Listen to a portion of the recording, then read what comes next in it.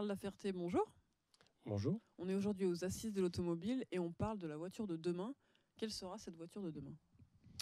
Alors la voiture de demain sera déjà c'est une grosse révolution parce qu'elle va beaucoup évoluer par rapport à celle qu'on connaît aujourd'hui. Donc elle sera essentiellement électrique, voire électrifiée électrique, connectée. Et ensuite, évidemment, l'étape ultime sera donc autonome. Et quand on mettra ces trois technologies demain dans la même voiture, on aura la voiture de demain.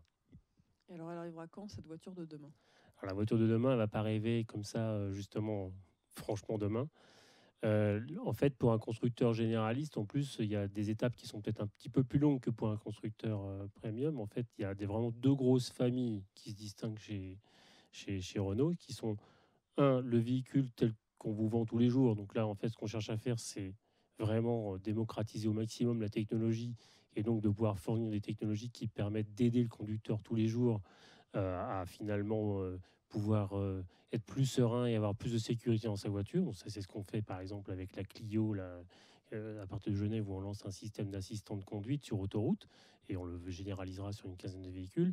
Et puis il y a la deuxième famille de solutions, enfin je dirais de véhicules de demain, qui est vraiment là pour le coup ce qu'on appelle la mobilité partagée, qui répond à de nouvelles aspirations sociétales plus globales. Et là, l'objectif est plutôt d'arriver finalement à fournir un jour pour 2022-2023, selon ce qu'on a annoncé dans le plan Drive de Future chez Renault, un véhicule qui permet d'être opéré pour pouvoir finalement être soit appelé à la demande, soit finalement être pris à un endroit précis et pouvoir finalement vous déposer là où vous souhaitez. Et alors cet objectif-là, vous pouvez l'atteindre tout seul en tant que constructeur ou il faudra forcément qu'il y ait d'autres, que ce soit d'autres constructeurs ou d'autres collectivités qui soient avec vous dans la barque, si je dois dire? Alors, en effet, le véhicule autonome, ce qui est la grosse particularité, c'est qu'on ne peut plus concevoir tout seul. Donc, on n'est plus autonome quand on veut concevoir un véhicule autonome.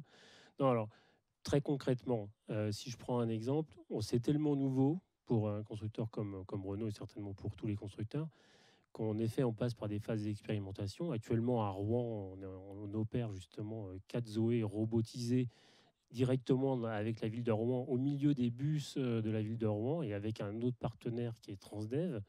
Donc là, les objectifs sont finalement triples. C'est déjà, un, nous, apprendre à vraiment comprendre si on doit concevoir un véhicule qui est ce qu'on appelle robot natif, parce qu'aujourd'hui, on robotise des voitures qui n'étaient pas des robots à la base. Donc en fait, ce n'est pas très optimisé.